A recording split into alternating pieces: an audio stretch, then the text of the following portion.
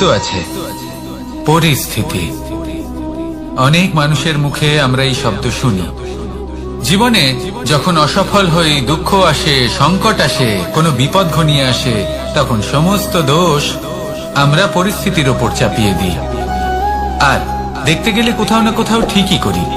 এই পরিস্থিতি প্রত্যেক দিনের মতো পাল্টাতে থাকে, কিন্তু এই দিন, এই রাত, এমন কেউ আছেন যিনি এর ওপরেও নিয়ন্ত্রণ সাধন করেন, আর তিনি হলেন সূর্য।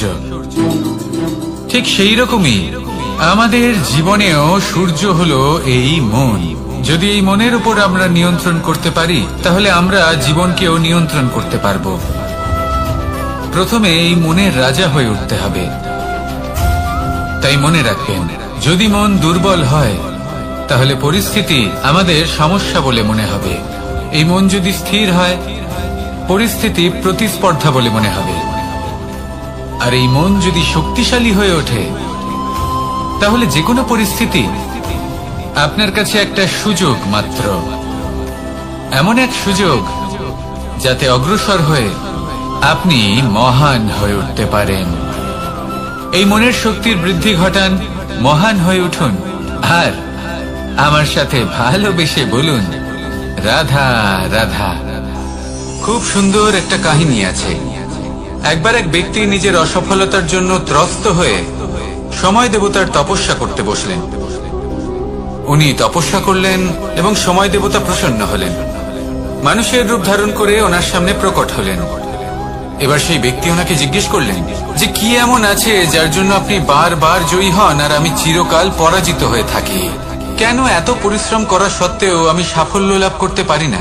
তখন সময় দেবতা উত্তর দিলেন যে দিন হোক বা রাত, ঝড় হোক বা ভূমিকম্প, রোদ হোক বা বৃষ্টি হোক, সময়ের সূত্রপাত হোক বা প্রলয়, আমি থামি না, আমি চলতেই থাকি। আর সেই জন্য যিনি থেমে যান তিনি পরাজিত হন আর আমি জয়ী হই।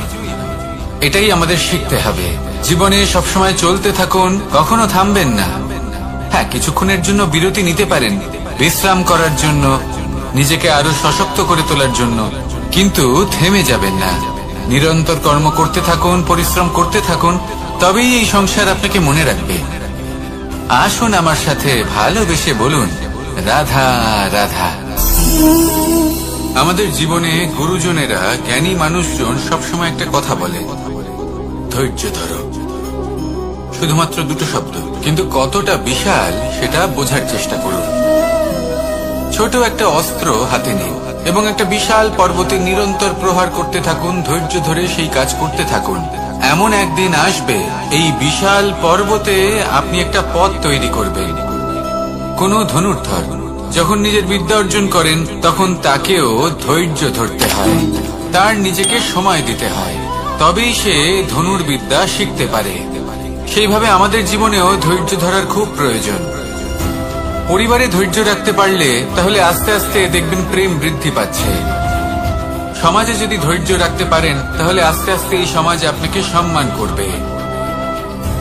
যদি নিজের জীবনে ধৈর্য রাখতে পারেন, তাহলে নিজে থেকেই আত্মবিশ্বাস বাড়বে, নিজের বিকাশ হবে। জীবনে সবই সম্ভব যদি ধৈর্য রাখতে পারেন। হয়তো আস্তে আস্তে হবে, কিন্তু হবে অবশ্যই। শুধু ধৈর্য রাখুন, কারণ ধৈর্যই সব থেকে বড় পুঁজি। আসুন আর আমার সাথে ভালোবেসে বলুন, রাধা রাধা। আমাদের জীবনে যখনই আমরা কোনো বড় দায়িত্বের সম্মুখীন হই, তখন আমরা তার থেকে দূরে পালাই, আর এই অজুহাত দিই যে না না, এত বেশি ভার বহন করার যোগ্যতা আমার নেই, আমি করতেই পারবো না। দেখুন, এই সংসারে ভিন্ন ভিন্ন ধরনের গাছ আছে, ছোট গাছ, বড় গাছ, কিন্তু বট গাছের মতো বড় এবং নিবিড় গাছ আর একটাও নেই। সে নিঃস্বার্থভাবে এই সংসারকে সেবা করে যায়, ছায়া প্রদান করে, শীতলতা প্রদান করে। আর যখন এমন সময় আসে যখন তার উপর বোঝা অত্যন্ত বেড়ে যায়, সে কিন্তু কোনোভাবেই ভেঙে পড়ে না। তখন সে নিজের নিঃস্বার্থ কর্মের ফল লাভ করে, সেই নিঃস্বার্থ কর্ম যা সে করেছে। তার দেহ থেকে ছোট ছোট ঝুড়ি বার হয় এবং তা কাণ্ডের আকার ধারণ করে। সেই কাণ্ড মাটির কাছে পৌঁছয় এবং তারপর তা বটগাছের সহায়ক হয়ে ওঠে। সে ভেঙে পড়ে যায় না। এইভাবে আপনিও জীবনে নিঃস্বার্থভাবে সবার সেবা করুন, ভালোবাসুন, সবাইকে সাহায্য করুন। যেদিন আপনার ওপর বোঝা অত্যন্ত বেড়ে যাবে, সেদিন এই সব মানুষ আপনাকে সাহায্য করার জন্য আসবেন, আপনার শক্তি হয়ে উঠবেন, আর আপনি বটগাছের মতোই মহান এবং বিশাল হয়ে উঠবেন। আসুন আর আমার সাথে ভালোবেসে বলুন, রাধা রাধা। মানুষ তার জীবনে দুই ধরনের পরিস্থিতিকে খুব ভয় পায়। এক, কোনো কারণবশত কারোর সামনে নত হওয়া। দুই, কোনো কারণে নিজের চরিত্র থেকে, নিজের মূল্যবোধ থেকে বিচ্যুত হওয়া। এবার কেন হয় এরকম যে কথায় কথায় কারোর সামনে নত হতে হয়? কেন বারংবার নিজের চরিত্র থেকে চ্যুত হতে হয়? এরকম কেন হয়? এটা তখনই হয় যখন আমাদের শিক্ষা এবং মূল্যবোধের অভাব থাকে। যদি মানুষের মধ্যে প্রকৃত শিক্ষা থাকে, তাহলে এই সংসারে কোনো সময় এবং কারোর সামনেই নত হওয়ার কোনো প্রয়োজন নেই। যদি মানুষের মধ্যে মূল্যবোধ থাকে, তাহলে তাকে নিজের মূল্যবোধ বা চরিত্র থেকে বিচ্যুত হতে হয় না, তা সে যাই হয়ে যাক না কেন। কোনো বালককে যদি জন্ম থেকেই সুশিক্ষার অধিকারী করা হয়, শিক্ষিত করা হয়, মূল্যবোধের অধিকারী করা হয়, তবে সে এই সংসারে এমন কর্ম করবে যাতে সে নিজেকে, নিজের পরিবারকে, সমগ্র সমাজকে গর্বিত করতে পারে। শিক্ষা লাভ করুন, মূল্যবোধ লাভ করুন এবং আমার সাথে ভালোবেসে বলুন, রাধা রাধা। আমাদের সকলের জীবনে একটা লক্ষ্য থাকে যেটা আমরা লাভ করতে চাই। ঠিক যেন একটা প্রতিস্পর্ধা বিদ্যমান যে কে সব থেকে আগে নিজের লক্ষ্যে পৌঁছতে পারবে। আর সেই জন্য আমরা সকলেই খুব তাড়াতাড়ি এগোতে চেষ্টা করি, বড় এবং দীর্ঘ পদক্ষেপ ফেলি যাতে তাড়াতাড়ি নিজের লক্ষ্যে পৌঁছতে পারি। কিন্তু এক অত্যন্ত গুরুত্বপূর্ণ বিষয় আছে, সবসময় লক্ষ্য সামনে থাকবে না, কখনো কখনো তা খুঁজতে হয়। এই যাত্রা খুব কঠিন হতে পারে, আর ঠিক এই কারণেই সবসময় দ্রুত গতিতে চলা বা তাড়াতাড়ি পথে চলা সেটা আবশ্যক নয়। তার থেকেও বেশি গুরুত্বপূর্ণ হলো ভেবেচিন্তে তারপর পথ চলা। যদি ভেবেচিন্তে পদক্ষেপ ফেলেন, চলতে পারেন, তাহলে সেটাই সর্বশ্রেষ্ঠ পদক্ষেপ। কখন কোন দিকে যেতে হবে, কখন কোথায় দিক পাল্টানো যাবে না, কখন গতি বেশি রাখতে হবে, কখন কম, কখন থামবো, কখন চলবো, এই সব কিছুর বিষয়ে জ্ঞান অত্যন্ত গুরুত্বপূর্ণ এবং ভেবে চিন্তে চলতেই হবে। সেই জন্য শুধু তীব্র গতিতে সামনে এগোলে চলবে না, ভাবনা চিন্তা করে এগোতে হবে। আসুন আমার সাথে ভালোবেসে বলুন, রাধা রাধা। কখনো কোনো প্রজাপতিকে উড়তে দেখেছেন? কি সুন্দর উড়ে বেড়ায় সে, এক ফুল থেকে অন্য ফুলে, এক পাতা থেকে অন্য পাতার উপর। কিন্তু সে কিভাবে উড়তে শেখে কখনো ভেবেছেন? জন্ম থেকেই কিন্তু প্রজাপতির ডানা থাকে না, ও কিন্তু ছোট্ট একটা ডিমের আকারে জন্ম লাভ করে। তারপর সেই ডিমটি ভেঙে একটি কীট বাইরে আসে। আস্তে আস্তে সে বড় হয়, ওর শক্তি বৃদ্ধি পায়। তারপর সে সেই কীট দশা ত্যাগ করে নিজের ডানাগুলি মেলে। এই প্রক্রিয়া তার কাছে সরল নয়, অত্যন্ত যন্ত্রণাদায়ক প্রক্রিয়া, কিন্তু সে সেই যন্ত্রণা মেনে নেয়। আর তারপর আস্তে আস্তে সে উড়তে শেখে। শুধুমাত্র আকাশে উড়ে বেড়ায় তা নয়, আমাদের মনের মাঝে উড়ে বেড়ায়। এবার এই ডিম থেকে প্রজাপতি হয়ে ওঠার যে যাত্রা, এটা যতটা কঠিন, ততটাই কঠিন হয় এই সংসারে শ্রেষ্ঠ কর্ম করা, ততটাই কঠিন হয় এই সংসারে মহান হয়ে ওঠা। সেই জন্য প্রয়োজনীয় প্রচেষ্টা এবং সময়। নিরন্তর প্রচেষ্টা করতে থাকুন, পর্যাপ্ত সময় নিন এবং আপনি নিজেকে এই আকাশে উড়ন্ত অবস্থায় পাবেন। আসুন আমার সাথে ভালোবেসে বলুন, রাধা রাধা। পায়েস হলো আমার বিশেষ প্রিয়। এর মধুর স্বাদ মনকে প্রফুল্ল করে তোলে। ছোটবেলায় মা আমার জন্য পায়েস বানাতেন এবং আমাকে বলতেন, যে গরম থাকতে থাকতে খেয়ে নে কানাই, ঠান্ডা হয়ে গেলে ভালো লাগবে না। কিন্তু আমিও দুষ্টু ছিলাম, ঠান্ডা হওয়া পর্যন্ত অপেক্ষা করতাম, আর ঠান্ডা হয়ে যাওয়ার পরে মার কাছে যেতাম আর ওনাকে বলতাম যে মা, পায়েস তো ঠান্ডা হয়ে গেছে, এটা গরম করে দিন। তখন মা হাসতেন আর বলতেন যে পায়েস না হয় আমি আবার গরম করে দেব কানাই, কিন্তু এর মধুর স্বাদ, সেই মিষ্টত্ব, সেই সুবাস, সেটা আবার ফিরে আসবে না। কথাটা সত্যি, আর এই সত্যটাই আমাদেরও জীবনের সত্য। আমাদের জীবনের মধুর সম্পর্কগুলি, এতে যখন কটুভাব প্রবেশ করে তখন সেই মিষ্টত্ব ফিরিয়ে আনা প্রায় অসম্ভব ব্যাপার হয়ে যায়। আপনি চেষ্টা করে সেই সম্পর্ক ঠিক করতেই পারবেন, তার জন্য অগাধ পরিশ্রম করতে হবে, কিন্তু আবার সেই মিষ্টত্ব কখনো ফিরে আসবে না।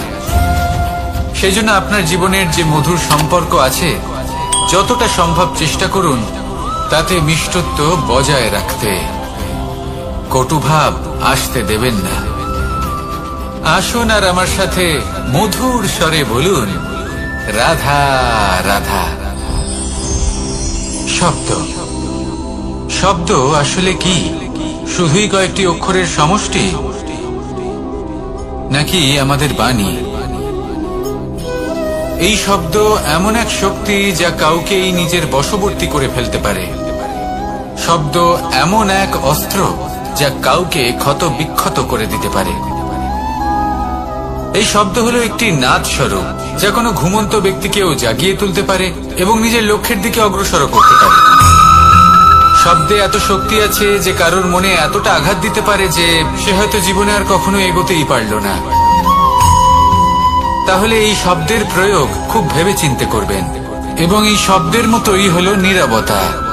অনেক সময় এই নীরবতা আমাদের সহায়ক হয়ে ওঠে, অনেক সময় এটা আমাদের অনুশোচনাকে অনেক বেশি বাড়িয়ে তুলতে পারে।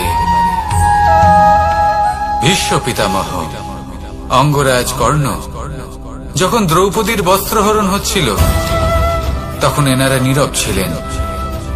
দুর্যোধনের বিরোধিতা করেননি, ওকে বাধা দেননি। আর তারপর কি হলো সেটা আপনারা সকলে জানেন। দেখতে গেলে নীরবতা চুপ করে থাকা, কিন্তু যদি কোনো দুষ্টের সামনে চুপ করে থাকেন, যদি তার বিরোধিতা না করতে পারেন, তাহলে এই নীরবতাই অনেক বড় পাপের আকার ধারণ করে। মনে রাখবেন আর আমার সাথে ভালোবেসে বলবেন, রাধা রাধা। আভূষণ, কার না ভালো লাগে এই আভূষণ? আমরা পরিশ্রম করি, ধন অর্জন করি, আর আভূষণ কিনে থাকি, কখনো নিজের জন্য, কখনো বা তাদের জন্য যাকে আমরা ভালোবাসি, বা তাদের জন্য যাকে আমরা সম্মান করি। হয়তো সেই জন্যই সীতা চূড়ামণি ধারণ করেছিলেন এবং আমি সামন্তক মণি। কিন্তু এটাই কি সেই প্রকৃত আভূষণ যা আপনার মূল্য বৃদ্ধি করে? না। শ্রীরামের আভূষণ হলো ওনার নম্র ভদ্র ব্যবহার। মাতা সীতার আভূষণ হলো ওনার সততা, ওনার নিষ্ঠা, ওনার ত্যাগ। অর্জুনের আভূষণ ছিল ওনার একাগ্রতা। রাধার আভূষণ ওনার প্রেম। এই আভূষণ কোথাও নেই, আপনার মনে আছে। যদি আপনার মনে মিষ্টতা থাকে, তা শান্ত হয়, তাতে সততা থাকে, নিষ্ঠা থাকে এবং প্রেম থাকে, তাহলে আপনার অন্য আর কোনো আভূষণের কোনো প্রয়োজন নেই। আপনি যতই ভিড়ের মাঝে থাকুন, আপনার ঔজ্জ্বল্য চোখে পড়বে। আসুন আর আমার সাথে ভালোবেসে বলুন, রাধা রাধা। এই সংসারের সব থেকে বড় সত্যি হলো জন্ম এবং মৃত্যু, কিন্তু আরো বড় একটা সত্য আছে, মিত্র এবং শত্রু, যা আমাদের সকলের জীবনে থাকে। মিত্র সে যে আমাদের সঙ্গ দেয় এবং সংসারের সব থেকে উঁচু শিখরে আমাদের নিয়ে যায়, এবং শত্রু সে যে যে কোনো মুহূর্তে যে কোনো শিখর থেকে আমাদের নিচে ফেলে দিতে পারে। এবার বিচিত্র ব্যাপার হলো এটাই যে আমরা নিজেরাই এদের সাথে নিয়ে চলি, নিজেরাই এদের পালন করি। তা কি করে? প্রথমে বুঝুন এই মিত্র এবং শত্রু কারা। আপনার নিজের মন, আর কেউ নয়। এই মনই হলো মিত্র। যখন তাতে ভারসাম্য বজায় থাকে, তা নিয়ন্ত্রিত থাকে, তা পবিত্র হয়। কিন্তু যদি এই মন অনিয়ন্ত্রিত হয়ে পড়ে, যদি আপনাকে সে নিয়ন্ত্রণ করতে শুরু করে, তখন সেই আপনার সবথেকে বড় শত্রু হয়। সেই জন্য এই মনের ওপর নিয়ন্ত্রণ রাখতে শিখুন, এতে ভারসাম্য বজায় রাখতে শিখুন। তাহলে আপনি এমন এক বন্ধুকে পাবেন যে আপনাকে এই সংসারের শিখরে পৌঁছে দেবে। আসুন আমার সাথে ভালোবেসে বলুন, রাধা রাধা। ঈশ্বর আসলে কে? সংসারের বেশিরভাগ মানুষের কাছে ঈশ্বর হলেন এই সংসারের রচয়িতা, পালনকর্তা। কারোর কাছে উনি জ্ঞাতা, কারোর কাছে উনি হলেন আস্থার প্রতীক, আবার কারোর জন্য শুধুমাত্র অন্ধ বিশ্বাস। কিন্তু এই ঈশ্বর কি কোনো শরীর, নাকি একটা বোধ, নাকি শুধুই শ্রদ্ধা?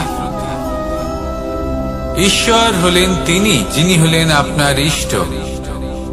সেই জন্যই তো গুরু, মাতা, পিতা এনাদেরও ঈশ্বরই বলা হয়েছে। যাদেরকে আমরা ঈশ্বর বলে মনে করি, যারা আমাদের ইষ্ট, তারা আমাদের একটি পথ দেখান, একটি দিকে চালিত করেন। সেই পথে চলে আপনি শুভ কর্ম করতে পারেন। আর যখন কোনো ব্যক্তি তার ঈশ্বরের আদেশ পালন করেন, তখন সে নিজে থেকেই শুভ পথে অগ্রসর হয়ে যান। বেশ কয়েকজন মানুষ ঈশ্বরের ওপর আস্থা রাখেন এবং ভাবেন যে অনুচিত কোনো কাজ করা উচিত নয়, ঈশ্বর দেখছেন। ওনারা ভয় পান যে কোনো অনুচিত কর্ম করলে কে জানে তার পরিণাম কি হবে। এমন অনেক ব্যক্তি রয়েছেন যারা ঈশ্বরকে বিশ্বাস করেন এবং জানেন যে ঈশ্বর তাদেরকে দেখছেন। তাই যে যে শুভ কর্ম ওনারা করেছেন তার ফল তারা অবশ্যই পাবেন। এবার আপনি ভয় পেয়ে ঈশ্বরকে বিশ্বাস করবেন, নাকি বিশ্বাসের দ্বারা ঈশ্বরকে বিশ্বাস করবেন, সেই সিদ্ধান্ত আপনারই। কিন্তু হ্যাঁ, যদি আপনার মনে ঈশ্বরের জন্য কোনো স্থান থাকে, যদি আপনার কোনো ইষ্ট থাকেন, যদি আপনি কাউকে ঈশ্বর মনে করেন, যার প্রত্যেক আদেশ আপনি পালন করে থাকেন, তাহলে বলি ঈশ্বর কখনো আপনাকে অনুচিত পথে চালিত করবেন না। আসুন আমার সাথে ভালোবেসে বলুন, রাধা রাধা। এই সংসারে ভিন্ন ভিন্ন ধরনের গাছ আছে, অসংখ্য ধরনের প্রজাতি আছে। কিছু গাছ পাতা দিয়ে থাকে, কিছু ফুল, কিছু ফল। কেউ ছায়া প্রদান করে, কেউ শীতলতা প্রদান করে, কেউ নিজেকে খুব কষ্ট দিয়ে এই সংসারের বিকাশে সহায়ক হয়ে ওঠে। কিন্তু এই সবার মধ্যে একটা বিষয় কিন্তু সমান, এরা প্রত্যেকেই পাতা ছাড়া, ফুল ছাড়া, ফল ছাড়া জীবিত থাকতেই পারে, কিন্তু কোনো বৃক্ষই শিকড় ছাড়া বেঁচে থাকতেই পারে না। এটাই হলো রাধা। ঠিক সেইভাবেই আমাদের জীবনে শক্তি হোক, ধন হোক বা সাফল্য হোক, আমাদের বা আমাদের পরিবারের প্রসন্নতাই হোক, এই সব কিছুর আধার হলো, সবকিছুর মূল হলো পরিশ্রম। তাই জীবনে চিরকাল পরিশ্রম করতে থাকুন। যদি আপনি জীবনে মহান হবার পথে অগ্রসর হতে চান, তাহলে পরিশ্রম করুন। এই পরিশ্রম দ্বারাই নিজের পরিবারকে প্রসন্ন করুন, নিজের বন্ধুদের প্রসন্ন করুন, এই সমাজকে গর্বিত করুন। আসুন আমার সাথে ভালোবেসে বলুন, রাধা রাধা। এই সংসারের সব থেকে বড় রোগ কোনটা? কেউ বলবে মানসিক রোগ, কেউ বলবে সেই রোগ যা সর্পদংশনের ফলে হয়ে থাকে। এই সংসারে ভিন্ন ভিন্ন ধরনের রোগ আছে এবং তার সাথে ভিন্ন ভিন্ন ধরনের যন্ত্রণাও রয়েছে। এমন একটা রোগ আছে যা চোখে দেখা যায় না, যা আপনার শরীরে কোনো দাগ রেখে যায় না, কিন্তু আপনার আত্মাকে পর্যন্ত ক্ষত বিক্ষত করে, অসুস্থ করে তোলে, বিনাশ করে দেয় আপনাকে এবং তার সাথে আপনার আত্মাকেও। এই অসুখের নাম হলো লালসা। লালসা, যে কর্ম সাধন করেছেন তার থেকে বেশি ফল লাভ করার আশা। লালসা, যা আজ আছে তার থেকে অনেক বেশি লাভ করার ইচ্ছে। এই ইচ্ছে এই সংসারে সবার থেকে এগিয়ে থাকার আপনাকে প্রেরণা যোগাবে, কিন্তু তার জন্য আপনাকে অপরাধযোগ্য কাজ করতে উৎসাহিত করবে। আপনার বন্ধু, আপনার আত্মীয়, আপনার পরিবার, এই সবার থেকে আপনি কখন দূরে চলে যাবেন আপনি বুঝতেই পারবেন না। উচিত অনুচিত কোনটা, ধর্ম অধর্ম কোনটা, সব ভুলে যাবেন আপনি।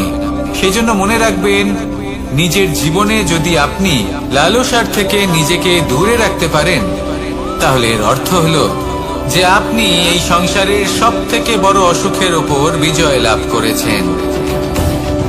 আসুন আমার সাথে ভালোবেসে বলুন, রাধা রাধা।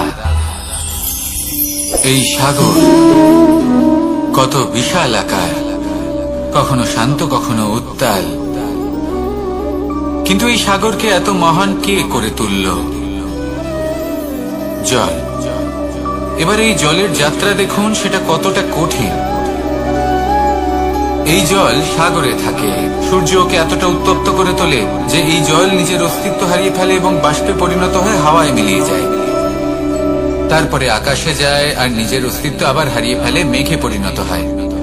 তারপর এই মেঘ কোথাও গিয়ে কোনো পর্বতে ধাক্কা খায়, তারপর আবার এই জল নিজের অস্তিত্ব হারায়। তারপরে বর্ষার রূপ ধারণ করে তা বর্ষিত হয়, বা কোনো পর্বতের চূড়ায় তার শিখরে বরফের রূপ ধারণ করে। তারপরে এই বর্ষা মাটির দিকে নিজের যাত্রা শুরু করে। এবার মাটিতে ঝরে পড়া এই বর্ষা স্রোতের আকার ধারণ করে এবং আস্তে আস্তে বইতে থাকে। এই নদীর আকার ধারণ করে এবং নদী রূপে বইতে বইতে পাথরে ধাক্কা খায় বা কোনো পর্বতে ধাক্কা খায়, আর তারপর এই নদী এসে সাগরে সমাহিত হয়ে যায়। নদীর এই জল আবারও নিজের অস্তিত্ব হারিয়ে ফেলে, কিন্তু এইবার সেই জল নিজেই সাগরে পরিণত হয়। এটা আমাদের সকলের জন্য একটা শিক্ষা যে এই সংসারে জীবন এবং সময়ের হলো এক অনন্ত যাত্রা। এই সংসারে যা কিছু আছে তার সূত্রপাত কোথাও একটা হবেই।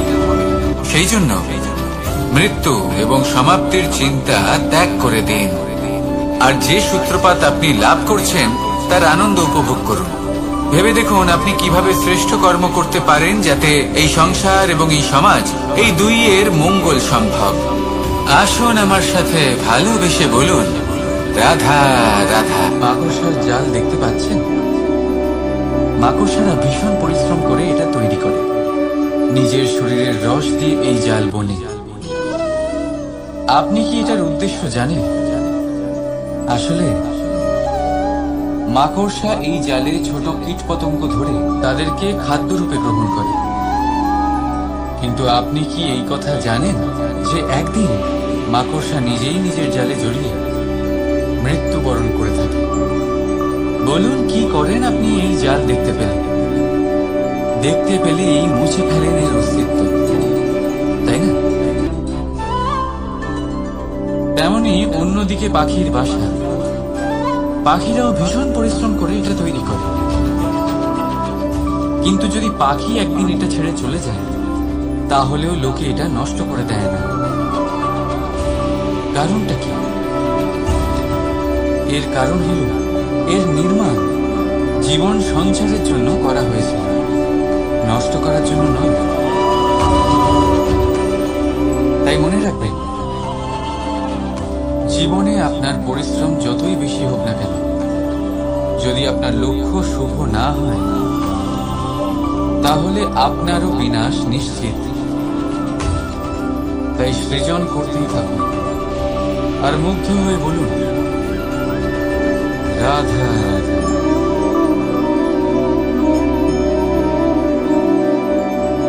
আপনার কি মনে হয় আমি কি করছি? আপনি বলবেন আমি প্রদীপ জ্বালাচ্ছি।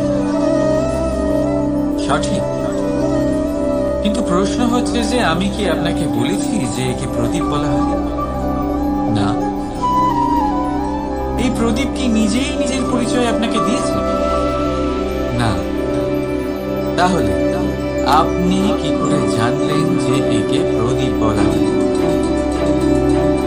উত্তর হচ্ছে, করবে যে লোকে আপনাকে প্রদীপ ভেবে ভালোবাসবে, নাকি সাপ ভেবে ভীত হয়ে থাকবে।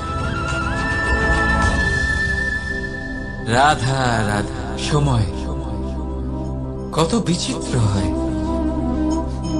সময় আমাদের পক্ষে থাকলে আমরা নিজেদের রাজা মনে করে নিই, আর সেই সময় যদি বিপক্ষে চলে যায়, তাহলে নিঃস্ব হতে সময় লাগে না। তাই মানুষের একটা অভ্যেস আছে, খারাপ সময়ের জন্য কিছু সঞ্চয় করা। আত্মীয়, বন্ধু খারাপ সময় পাশ থেকে সরে যায়। যশ, মান প্রতিকূল সময় চিরস্থায়ী হয় না। তাই মানুষ মনে করে অর্থ সঞ্চয় করাই শ্রেয়। অর্থের কোনো হৃদয় নেই যা সময়ের সাথে পরিবর্তিত হবে। সংসার বলে সর্বদা অর্থ সঞ্চয় করতে থাকো। খারাপ সময় অবশ্যই কাজে লাগবে, কিন্তু আমি বলবো শুভ কর্ম করতে থাকুন, আনন্দে থাকুন, নিজের ওপর আর ঈশ্বরের ওপরে বিশ্বাস রাখুন। খারাপ সময় কখনো আসবেই না। রাধা রাধা। প্রকৃতি মানুষকে এক বিশেষ শক্তি দিয়েছে, অন্য জীবের থেকে বেশি শক্তি দিয়েছে। স্মরণ শক্তি। এই শক্তি মানুষকে অন্য জীবের থেকে ভিন্ন করে, ইতিহাস রচনা করার প্রেরণা দেয়, জ্ঞানকে বংশানুক্রমে এগিয়েও নিয়ে যায়। আর যারা ভুলে যান, অধিকাংশ সময় তারা উপহাস আর দয়ার পাত্র হয়ে যান। কিন্তু এটাই কি প্রকৃত রূপে সত্য? না। এই স্মরণ শক্তি মানুষের বিকাশের সব থেকে বড় বাধা হয়ে দাঁড়ায়। তার মনকে দূষিত করে দেয়। খারাপ অভিজ্ঞতা, কারোর করা বিশ্বাসঘাতকতা, কারোর কটাক্ষ বেশিরভাগ মানুষই ভুলতে পারেন না। রাধা রাধা। মানুষ নিজের পরিবারের জন্য কত কিছুই না করে, দিন রাত পরিশ্রম করতে থাকে যাতে তার পরিবারের প্রয়োজন পূরণের জন্য অর্থ রোজগার করতে পারে।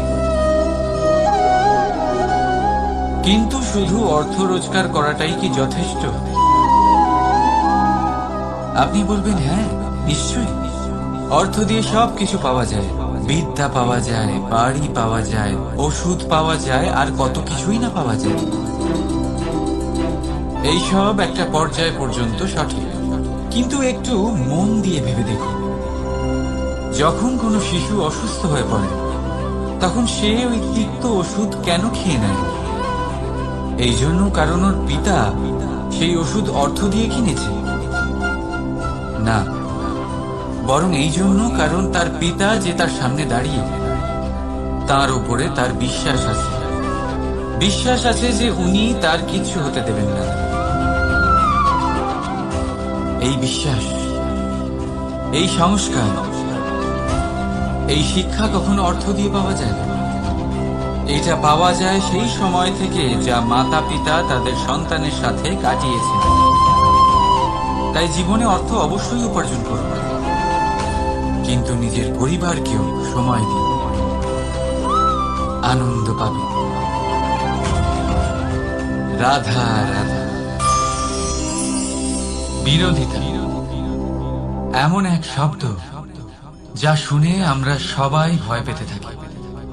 যদি কেউ আমাদের বিরোধিতা করে তা আমাদের সহ্য হয় না। আমরাও কারোর বিরোধিতা করে কোনো শত্রুতা করতে চাই না। এই ধরনের ভাবনা আমাদের মনে আসতেই থাকে। কিন্তু বিরোধিতা, এই শব্দ আপনার শান্তির জন্য, আপনার সুখের জন্য কতটা গুরুত্বপূর্ণ তা আপনারা জানেন না।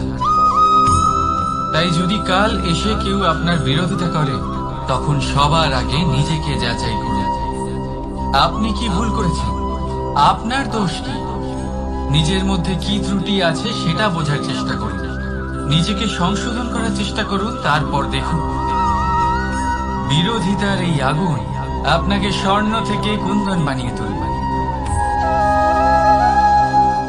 বলা হয় এই সংসারে খারাপ বেড়েই চলেছে, কিন্তু তার কারণ এ নয় যে খারাপ মানুষ বেড়ে চলেছে। তার কারণ হলো যে ভালো মানুষ, যাদের ভালো চিন্তা, ভালো বিচারধারা আছে, তারা খারাপের বিরোধিতা করতে পারে। যদি আপনার সম্মুখে কোনো খারাপ কর্ম হয়, তাহলে তার বিরোধিতা করতে সংকোচ করবেন না,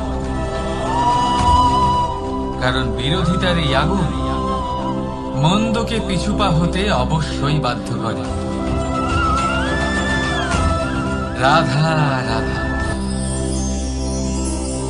জীবনে আপনি এরকম মানুষও দেখবেন যারা এটা বলে, ভাবে, নিজেকেও বলে যে উনি সেই এমন ব্যক্তি যার মতো আমি হতে চাই।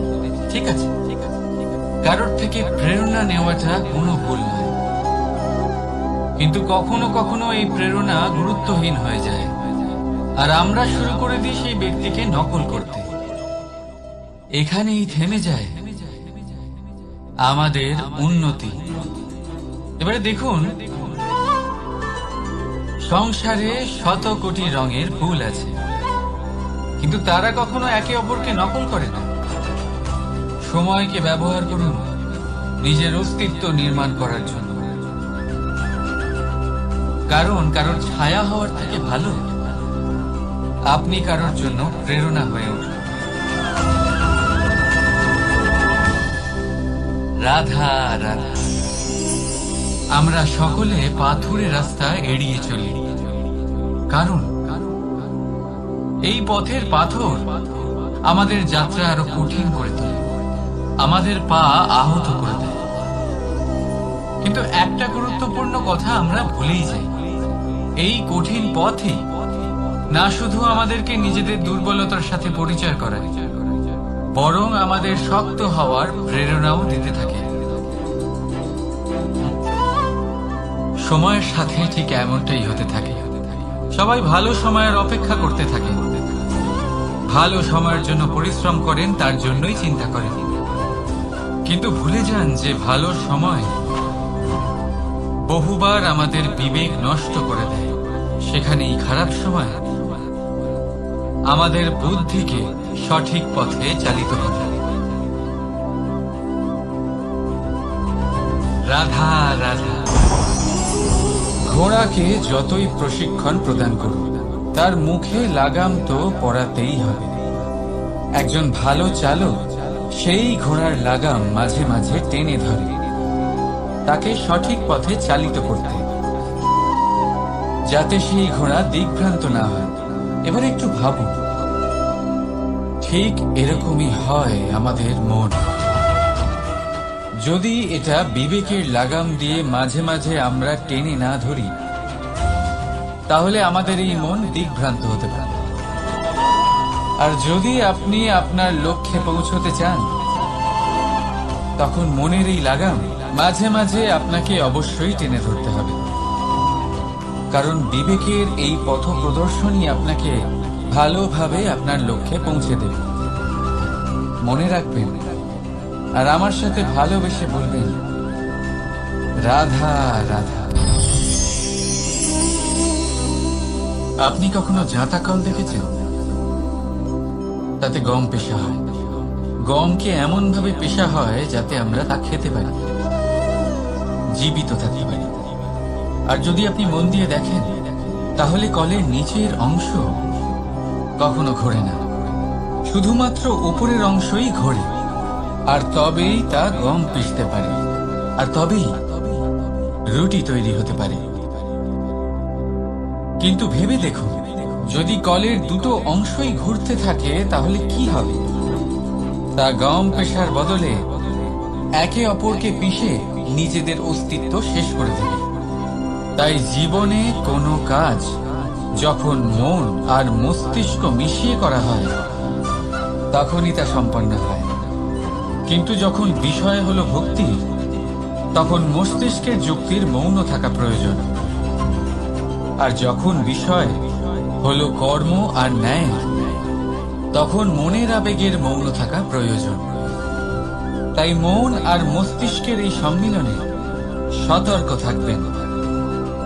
একসাথে অবশ্যই চলবে, কিন্তু একে অপরের বাধা যেন না হয়ে দাঁড়ায়। রাধা রাধা।